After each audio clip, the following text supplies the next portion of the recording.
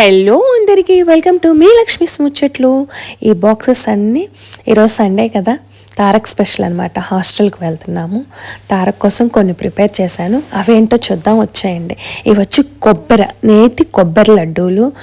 మంచి స్మూతీగా లేత పాకం పట్టి చేశాను. సూపర్బ్ అంటే సూపర్బ్ వచ్చినాయి. చూడటానికి నోరు ఊరిపోతుంది కదా. ఇకొచ్చేసి ఈ లడ్డూస్తో పాటు పల్లి పట్టి. తారక్కి పల్లి పట్టి ఆల్ టైమ్ ఫేవరెట్ అనమాట, ఎప్పుడూ ఉండాల్సిందే.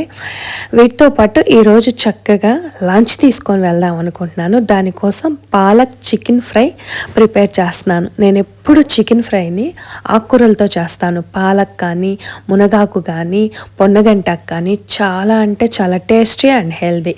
ఫ్రై అయితే రెడీ అయిపోయింది. నెక్స్ట్ బగారా రైస్ అనమాట.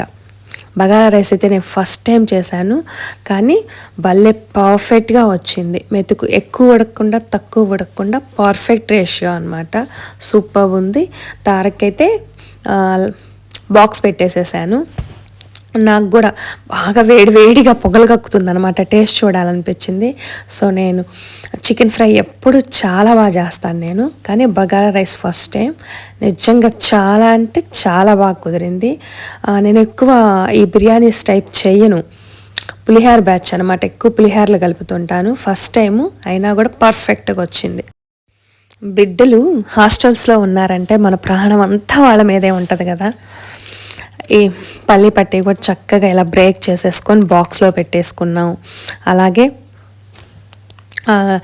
లంచ్ బాక్స్ కూడా పెట్టేసేసాను. ఇంకా కొబ్బరి లడ్డూస్ కూడా పెట్టేశాను. ఇంకా తారక్ దగ్గరికి వెళ్ళటం ఎప్పుడెప్పుడు వెళ్తానా అన్నట్లుగా ఉంది. తారక్ని హాస్టల్ నుంచి కొంతసేపు బయటికి తీసుకెళ్తున్నాం. సెకండ్ పార్ట్ కూడా ఉంది, మిస్ అవ్వకుండా చూడండి.